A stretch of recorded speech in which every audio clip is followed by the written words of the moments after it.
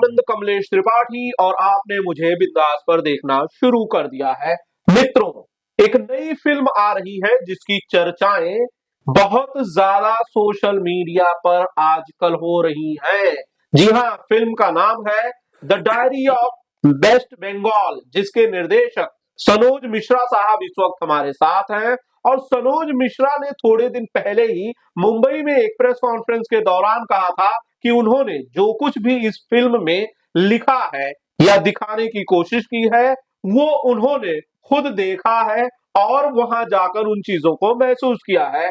सबसे पहले तो स्वागत है सनोज जी आपका इंटरव्यू में। जी धन्यवाद, आपका बहुत बहुत धन्यवाद। सनोज जी, सबसे पहला सवाल इंटरव्यू का शुरू करूं उससे पहले एक चीज, जी, क्या जरूरत पड़ गई जब देश में सब बढ़िया चल रहा है, अमन चैन है, तब क्या जरूरत पड़ गई उसे बिगाड़ने की, उसे उसे डिस्टर्ब करने की जरूरत क्या पड़ गई आपको कि भाई सब बढ़िया चल रहा है, शांति आपको रास नहीं आ रही है? सर मैं यही आपको कहना चाहूंगा कि अगर आप इस सभ्य समाज में जी रहे हैं तो इसका मतलब आप बहुत संकीर्ण विचारधारा में जी रहे हैं, क्योंकि आज आपको बॉर्डर पर बैठे हुए लाखों आदमी जो इंडिया आना चाह रहे हैं वो दिख नहीं रहे हैं। ऐसे लाखों करोड़ों लोग जो इस देश में आकर यहाँ पर स्थापित हो गए हैं वो आपको दिखाई नहीं दे रहे हैं। ऐसे लोग जो यहाँ पर आकर धार्मिक सौहार्द को बिगाड़ रहे हैं वो आपको दिखाई नहीं दे रहे हैं। इसका मतलब यह है कि आपका ये जो सवाल है कि हम अमन चैन से जी रहे हैं, अमन चैन से आप कहाँ जी रहे हैं? आप बताइए, कोई एक जवाब दीजिए जहां आप अमन चैन से जी रहे हो। आप क्या अफगानिस्तान में जी रहे हैं, पाकिस्तान में जी रहे हैं, या बांग्लादेश में अमन चैन से जी रहे हैं, या बंगाल में जी रहे हैं अमन चैन से? अगर यहाँ पर आप अमन चैन से जी रहे हैं तो इसका मतलब है कि आपकी नॉलेज बहुत कम है। आपको ये पता नहीं कि ग्राउंड लेवल पर वहां पर क्या मुसीबत है और लोग किस तरीके से वहां पर अपनी लाइफ को एक्सप्लॉइट कर रहे हैं, कैसे जी रहे हैं, वहां पर किस तरह से संघर्ष कर रहे हैं अपनी जिंदगी के लिए। अफगानिस्तान में क्या चल रहा है, पाकिस्तान में क्या चल रहा है, वो एक अलग मुद्दा हो सकता है, लेकिन अफगानिस्तान की अशांति को अगर आप हिंदुस्तान में लाना चाहते हैं एक फिल्म के जरिए, तो फिर क्या यह सही चीज है? मैं बांग्लादेश की बात करता हूँ या बंगाल की बात करता हूँ, मैं वेस्ट बंगाल की बात करता हूँ।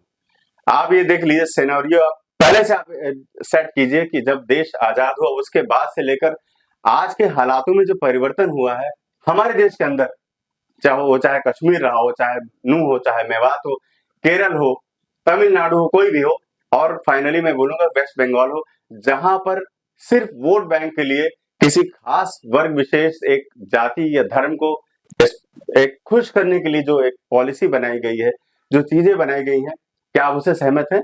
आपको क्या लगता है कि जो देश में हमारे लाखों करोड़ों घुसपैठिए, हालांकि जो वहां की सरकार पहले थी उन्होंने भी एक्सेप्ट किया कि 10 करोड़ से ज्यादा घुसपैठिए हमारे देश के अंदर आ चुके हैं, उस समय जब ममता बनर्जी जी सरकार में थी और वो कांग्रेस में थी, तब उन्होंने संसद में जाकर के इस बात को कहा था कि हमारे देश में घुसपैठिए सबसे बड़ी समस्या है, और आज वही समस्या का सबसे बड़ा उदाहरण बनकर इस देश में पैदा हुई है।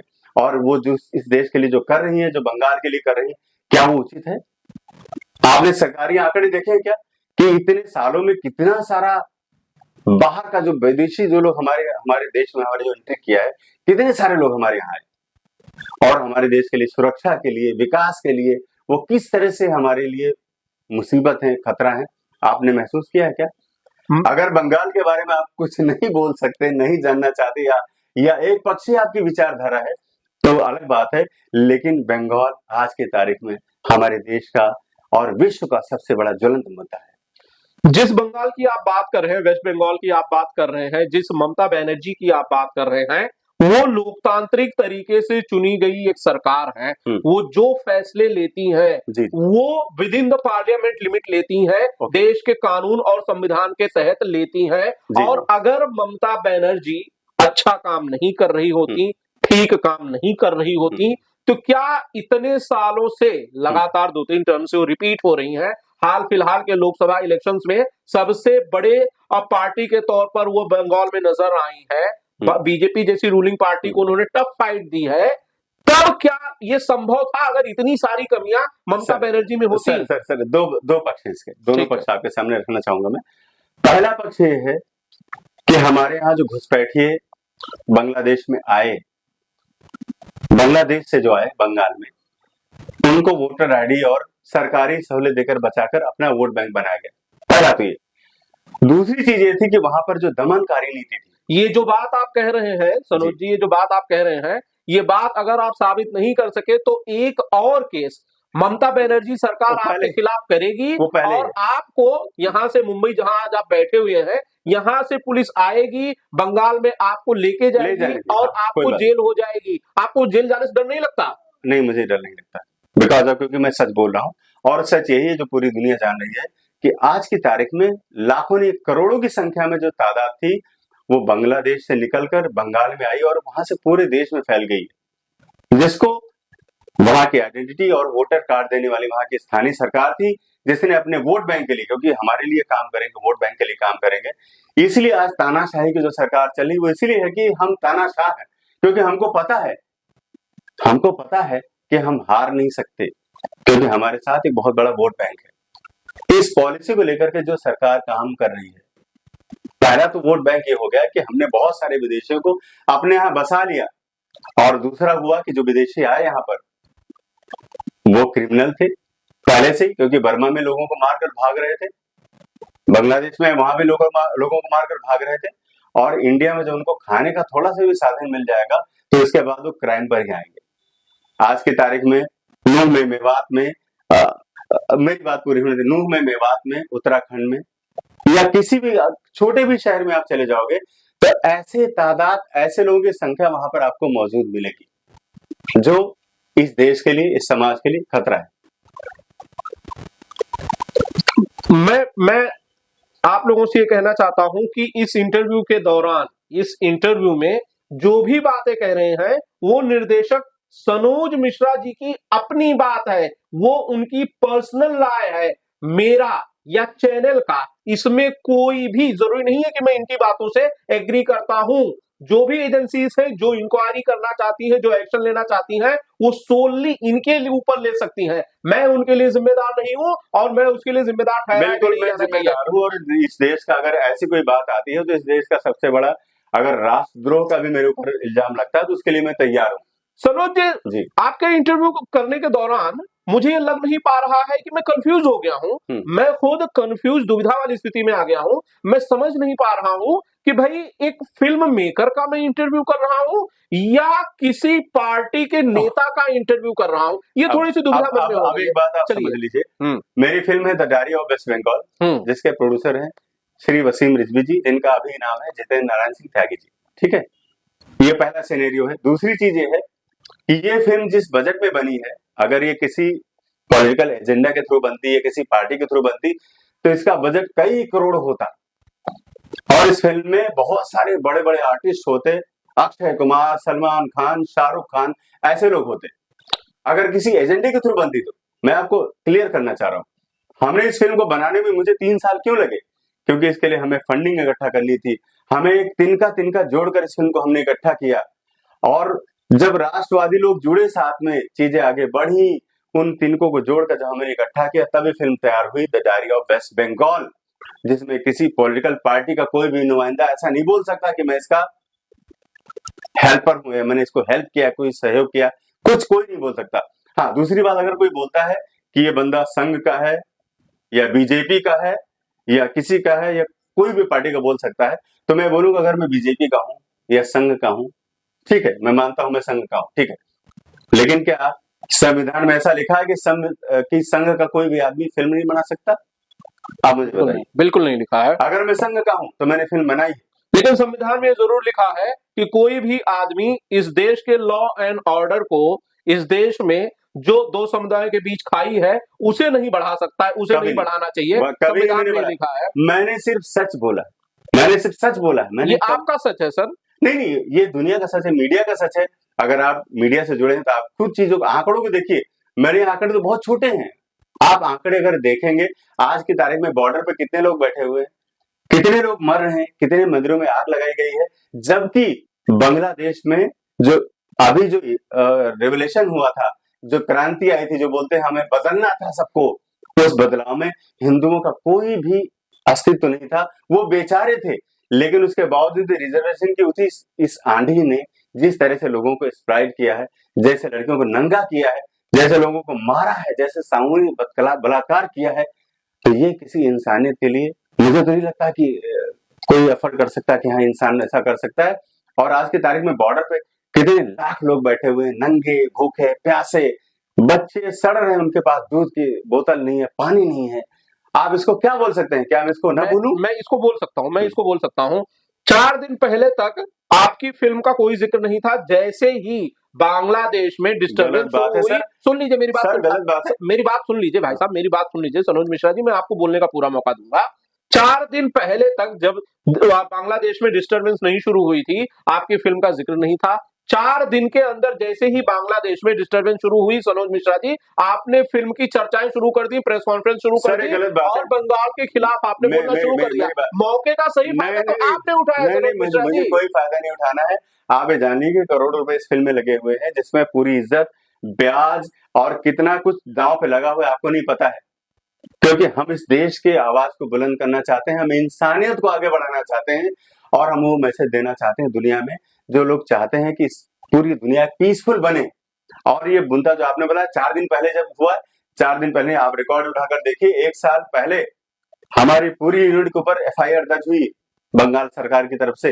ये मुद्दा तब से चल रहा है और उससे 1 साल पहले मैंने फिल्म का निर्माण शुरू किया था 2002 से। आप ये अंदाजा लगा सकते हैं कि 2001 में मैंने रिसर्च किया, 2002 में मैंने फिल्म का निर्माण किया और 2024 में आकर, मतलब ये पूरे 3 साल हमारे लिए गए हैं।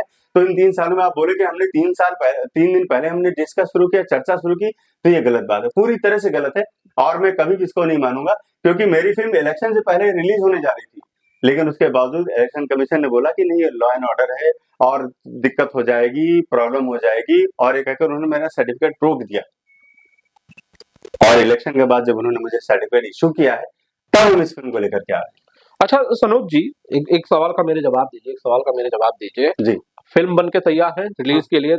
इससे पहले आपने बताया कि भाई 3 साल पहले आपने इसकी कहानी शुरू की थी, 3 साल लगे आपको फिल्म बनाने के लिए। आपने इंटरव्यूज में ये भी दावा किया है कि आप खुद गए पश्चिम बंगाल, आपने देखा है चीजों को और उसे ही आपने पेन डाउन, में आपके मीडिया इंटरव्यू सुन रहा था, आपने उसे फिर लिखा है और उसी जो आपने कागज पर उतारा था उसी को आपने फिल्म में उतारा है।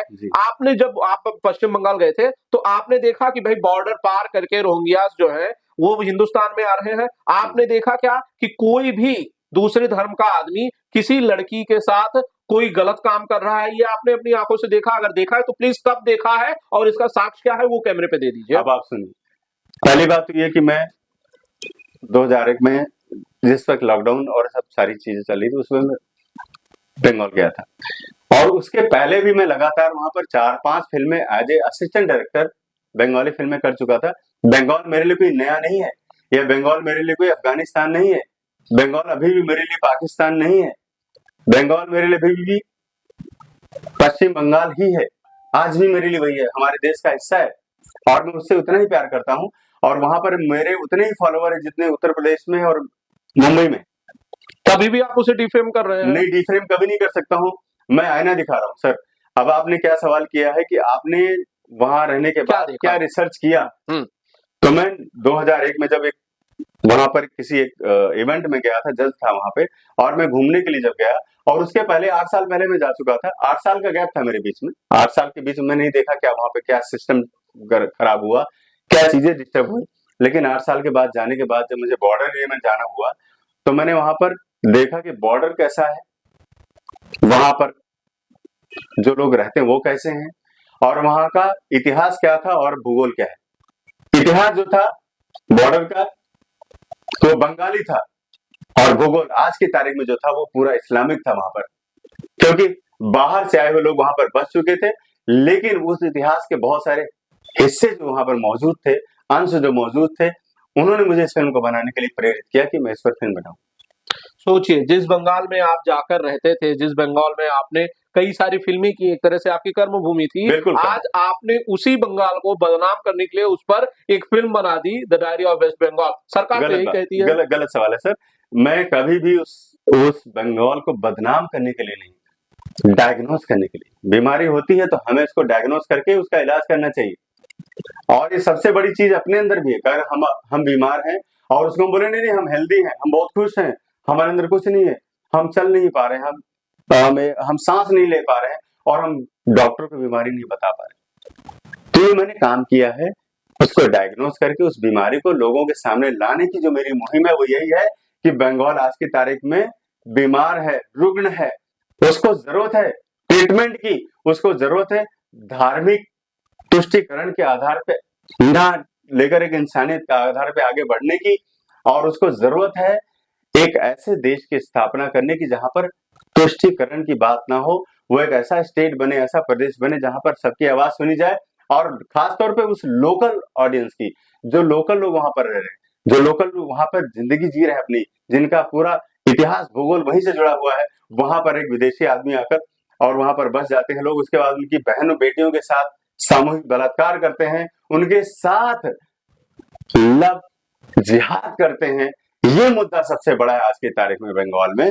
आप आजादी के बाद वहां के आंकड़े उठाकर देखिए, उस आंकड़े उठाइए, आप आंकड़े उठाइए, और आजादी के बाद जितनी आबादी वहां पर हिंदुओं की थी और आज कितनी आबादी है, और उसमें कितने लोग इस्लाम में कन्वर्ट हो गए हैं, उनका पूरा रिकॉर्ड उठाइए, उसके बाद अगला सवाल कीजिए। आंकड़े जो है, आप आंकड़ों का बहुत सारा जो मामला है, आंकड़े आप कह रहे हैं, ये एक आंकड़ा मुझे ये बताइए कि भाई किसी एक आदमी ने आपको आकर ये कहा कि उसके साथ गलत हुआ है, वो हिंदू है, किसी और धर्म का है, उसने आपको बताया कि भैया सनोज मिश्रा जी मेरे साथ ये गलत हुआ है, मेरी बहन बेटियों के साथ गलत हुआ है, जबरदस्ती की गई है, जो आप फिल्म में दिखा रहे हैं सर, आप उस पर एक फिल्म बनाइए, हमारे साथ इंसाफ कीजिए, न्याय कीजिए। किसी आदमी ने कहा, किसी बंगाली के किसी बाशिंदे ने इस बात को कहा? सर करोड़ों लोगों ने कहा मुझे, लेकिन आवाज मैंने उतने लोगों की सुनी जो मेरे करीब थे, जो मेरे बहुत करीब थे, उनकी आवाज मैंने सुनी। लेकिन आज की तारीख में ये करोड़ों लोगों की आवाज है, the diary of waste Bengal करोड़ों लोगों की आवाज है, जो लोग चाह रहे हैं। अभी भी आपके मिलने से पहले मैं बंगाल से ही मुझे फोन आ रहा था, मैं उनको काटने में विवश हो रहा था कि भैया ठीक है हो गया, लेकिन वो सिर्फ ये बोलने के लिए कि आपके अंदर कितना कलेजा है, आपको कितना धन्यवाद दूं मैं जो आपने ये फिल्म बनाई है। ऐसे लाखों करोड़ों लोग आपके साथ जुड़े हुए हैं, और उनसे मिलने के बाद, उनसे रिसर्च करने के बाद, उनके पर्सनल जो अपने अनुभव थे उनके जानने के बाद ही मैंने इस पर काम शुरू किया। ये आप जान लीजिए। ट्रायल जो आपके खिलाफ चल रहा है जी पश्चिम बंगाल में, हाँ, जो वहां पर फाइल किया गया है, उसके अकॉर्डिंग तो आप वहां पर अवेलेबल ही नहीं है। आप क्यों नहीं ट्रायल, क्यों नहीं आप फेस करते? वो मुकदमा, वो सुनवाई पुलिस में आप जाकर क्यों नहीं हाजिर हो जाते हैं? नहीं, आप क्यों, अगर आपको लॉ एंड ऑर्डर पर आपको विश्वास है, कानून पर तो आपको विश्वास है, इस देश के संविधान पर विश्वास है, तो आप उस ट्रायल को क्यों नहीं फेस करते? अगर आपने कुछ नहीं किया, अगर आपकी कोई गलती नहीं है, तो आप छूट जाएंगे। नहीं, मैं उस पर विश्वास करता हूँ, लेकिन उसके बाहर जो खड़ी हुई भीड़ है उस पर ट्रस्ट नहीं कर सकता। जो मुझे न्यायालय तक पहुंचने के लिए जो लोग मुझे ट्रेस करके लोग मुझे जो मार देना चाहते हैं, मैं उन पर विश्वास नहीं कर सकता।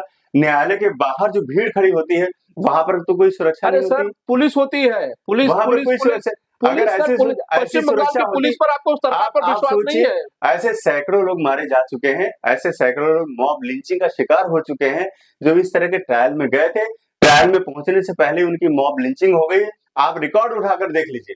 मुझे डर इस बात का नहीं कि मुझे न्याय का इंसाफ, मुझे जो अगर न्याय के खिलाफ में जा रहा हूं, अगर मैं लॉ एंड ऑर्डर के खिलाफ जा रहा हूं, तो मुझे जो सजा मिलनी चाहिए, लेकिन उससे पहले अगर मुझे कोई किसी भी तरह से अगर कोई डिस्टर्ब करना चाहेगा, किसी तरह पर अगर मुझे कोई अलग से कोई सजा देना चाहेगा, तो मैं चाहूंगा कि मैं उससे बचूं, और मैं अपना प्रोटेक्ट करने का पूरा अधिकार रखता हूं, क्योंकि मुझे अपने बंगला भाइयों की आवाज बुलंद करनी है। और इस दुनिया में एक बात बता दूं, मैं ही पहला और अकेला इंसान हूं जिसने अभी तक किसी ने कोई डॉक्यूमेंट्री भी 5 मिनट बनाने की कोशिश नहीं की, क्योंकि वहां पर जो हिटलर शाही की सरकार थी, किसी ने नहीं ऐसी हिम्मत की क्योंकि 5 मिनट की डॉक्यूमेंट्री दिखा दे कि हमारे प्रदेश का ये हाल है। अगर मैं पहली बार वहां पर उतरा हूं, तो मैं पहला और आखिरी इंसान होऊंगा वह जो वहां की असलियत लाकर ही दिखाऊंगा। और इसके लिए चाहे लॉ एंड ऑर्डर का पूरा सम्मान है, अगर मुझे पुलिस या जब भी आदेश करेगा कोर्ट, मैं हाजिर हो जाऊंगा, और फांसी बोलेगी तो फांसी में भी चढ़ जाऊंगा। That's it. तो बिल्कुल मैं ये समझ रहा हूं कि जो भी आपको कानून पर भरोसा रखना चाहिए, विश्वास रखना चाहिए, मुझे पूरा विश्वास है। जो भी कानून में आज आप कानून के खिलाफ नहीं जा सकते, आप लॉ एंड ऑर्डर के खिलाफ नहीं जा सकते, और साथ ही साथ हम सबकी ये जिम्मेदारी है कि हम देश की कानून व्यवस्था पर विश्वास करें। सरोज जी, अब तो फिल्म 30 तारीख की आपको थिएटर्स में आ ही रही है, लेकिन बड़े सारे आपको कट करने पड़े इस फिल्म में। अगर जी आपको लगता है कि भाई आपने सही किया था, तो आपने कई सारे कट्स हटा दिए, दीदी जैसा शब्द आपने हटा दिया फिल्म में से, हाँ और आपने कुछ नारे वहां से हटा दिए सेंसर बोर्ड हाँ के। जी आप सेंसर बोर्ड से क्यों नहीं टकरा गए? आपको कहना चाहिए था कि भाई ये सब सही है, मैंने देखा है अपनी आंखों से, और भैया मैं ये फिल्म बनाऊंगा। आपको तो डायरी ऑफ वेस्ट बंगाल नहीं बनाना चाहिए था, आपको ममता बनर्जी के खिलाफ कुछ फिल्म बनानी नहीं नहीं नहीं नहीं चाहिए थी, नहीं नहीं नहीं, यूजिंग हर नेम मैं आल्सो। उनके खिलाफ नहीं हूँ। मैं कभी भी उनके खिलाफ नहीं हूँ। मैं सिर्फ अत्याचार के खिलाफ हूँ। मैं सिर्फ खिलाफ हूँ तो एक तानाशाह सरकार के खिलाफ हूँ। वो चाहे ममता बनर्जी की हो, या चाहे हिरणलाल यादव की हो, या चाहे शीतला देवी की हो, किसी की भी हो। मैं सिर्फ उसके खिलाफ हूँ जो तानाशाह है, जो अपने आप को समझ रहे हैं कि हम मुस्लिमों को लाकर यहाँ पे बसा लिए हैं, 40% से ऊपर आबादी हो गई है, उनको सारे वोटर आईडी उनको मिल चुके हैं, और हम यहाँ से कभी नहीं हारेंगे। मैं उनके खिलाफ हूँ, क्योंकि ये देश एक लोकतांत्रिक देश है, और लॉ एंड ऑर्डर यहाँ पे है। देश संविधान से चलता है, और संविधान के तहत ही हमको काम करना चाहिए। और आपने जो अभी सवाल किया कि क्या बोला आपने कि यहाँ पर हम इनके खिलाफ जा रहे हैं, नहीं नहीं, ऐसा कभी नहीं। हम लोकतंत्र के साथ हैं, और ये फिल्म जो बनी है वो लोकतांत्रिक मूल्यों के हिसाब से बनी है कि हम लोकतांत्रिक मूल्यों का समर्थन करें, उनके साथ में खड़े हों। अगर हम किसी हिंदू के खिलाफ बोल सकते हैं, तो हमें मुस्लिम के खिलाफ भी बोलना चाहिए। ऐसा ना हो कि खाली हिंदू के खिलाफ बोले और मुस्लिम के खिलाफ ना बोले। आज की तारीख में इतना सारा जो अमानवीय कृत्य पूरे बांग्लादेश में हो रहा है, कोई भी सेकुलर पार्टी ने आज तक एक शब्द बोला क्या? मुझे इसका जवाब दीजिए खाली आप। एक कोई एक पार्टी बताइए जिसने आप आज बोला हो कि हिंदुओं के साथ गलत हो रहा हो। एक नाम लीजिए। Because of vote bank. उनको वोट का बैंक चाहिए। हमारा ये वोट बैंक नाराज हो जाएगा अगर हमने बोल दिया कि अत्याचार हो रहा है, बहन बेटियों की इज्जत लूटी जा रही है, जिनका कोई भी इस केस के साथ, इस आरक्षण के साथ, और इस जो सरकार की तख्ता पलट हुई उसके साथ कोई भी मतलब नहीं है। सबके निजी स्वार्थ हो सकते हैं, आपका निजी स्वार्थ मेरा ये निजी है स्वार्थ कभी कि नहीं भाई टिकट बिक जाए, फिल्म देख ले लोग, थोड़े से पैसे आ जाए, ये एक फिल्म मेकर का निजी स्वार्थ होता है। खैर खैर, वो एक अलग चीज है। आपने फिल्म बनाई है, पैसे आपको कमाने हैं, बिल्कुल आपने करोड़ों रुपए लगाए हैं, आपके आने चाहिए, वो एक अलग चीज है। लेकिन फिल्म इंडस्ट्री क्या आपकी इस फिल्म को सपोर्ट कर रही है? कभी नहीं क्या कर रही। किसी बड़े आर्टिस्ट ने आपकी इस फिल्म को ट्वीट किया, शेयर किया कि नहीं भैया कभी। एक बहुत बड़ी फिल्म आ रही है, the diary of waste Bengal, इसे देखिए? किसी बड़े सुपरस्टार ने, नामचीन कलाकार ने, डायरेक्टर, प्रोड्यूसर ने, किसी ने शेयर किया इस फिल्म को? मैं इन दोगले लोगों की भीड़ का हिस्सा नहीं हूँ। आपने जो बोला कि वो जो बड़े स्टार हैं, एक्टर हैं, तो मैं उनके तलवे चाटने वाला उन्हीं के इंसान साथ आपको अगली फिल्म भी करनी नहीं होगी। करना है मुझे। मैं अगली फिल्म सब्जेक्ट ओरिएंटेड करूंगा, और वही करूंगा जो देश और जनता उसमें कलाकार एक्टर नहीं होंगे? नहीं होंगे। जिन कलाकारों को आज आप दोगला कह रहे हैं, वो लोग उसमें नहीं होंगे? नहीं, दोगले लोग कभी नहीं होंगे, क्योंकि ये दोगले लोग कभी बाहर नहीं निकलते। जब हमारे देश की बहन बेटियों की इज्जत लूटी जाती है, उस पर कुछ नहीं बोलते। इवन ये लोग क्या बोलते हैं कि हीरो होगा शाहिद, हीरोइन होगी आरती। अरे मैं भैया ऐसे लोगों का समर्थन कभी नहीं कर सकता, और न इनके साथ काम करने के लिए दुनिया में पैदा हुआ हूँ, न इंडस्ट्री में इनकी बदौलत हूँ, और न इनका कोई एहसान मेरे ऊपर है। मैं स्पष्ट बोलने वाला हूँ, और सच बोलूंगा इस धरती पर जब तक जिंदा हूँ। और मैं यही कहूंगा कि ये दोगले लोग हैं, और ऐसे घटिया लोगों के साथ, जो बड़े बड़े एक्टर अपने आप को स्टार मानते हैं, 200 करोड़ 500 करोड़ कमा के देते हैं, हम जिंदगी भर घाटे में रहेंगे, लेकिन इनके साथ कभी काम नहीं करना चाहेंगे। मैं सच बोलना चाहूंगा, और वो सच जो दुनिया को बुरा लगेगा, इनको बुरा लगेगा, इनकी नींद हराम हो जाएगी, मैं वहां तक काम करना चाहूंगा।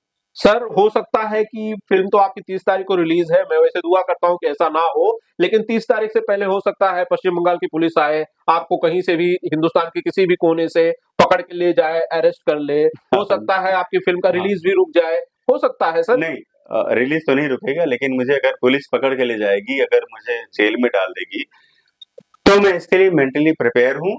इस फिल्म को बनाने से पहले तैयार है? इस फिल्म को नहीं, जेल जाने का मतलब मौत है, क्योंकि जेल में जाने का मतलब मुझे ट्रेस किया जा रहा है, मुझे जेल में भेजने के लिए। तो 1 साल से सरकार वहां की परेशान है कि जेल में डाल के इसको खत्म कर दो। तो जिस दिन मैं जेल जाऊंगा, ये समझूंगा कि मैं खत्म हो चुका हूँ, और इसके पहले मेंटली मैं सेट हूँ कि मैं मरूंगा, लेकिन ये मेरा बलिदान इस देश के लिए होगा, सनातन धर्म के लिए होगा। शहीद बनने जा रहे हैं? नहीं, होने दो, कोई फर्क नहीं पड़ता। 20 साल बाद तो मरूंगा ना मैं, मरना ही ना मुझे, अभी मरने दो। और ये शिकन जब मैं अरेस्ट हूं या मुझे फांसी पे चढ़ाया जाएगा तो मेरे चेहरे पर ऐसे ही एक्सप्रेशन होंगे जैसे आज है। ये घट नहीं सकते कभी भी, ये ध्यान रखिएगा।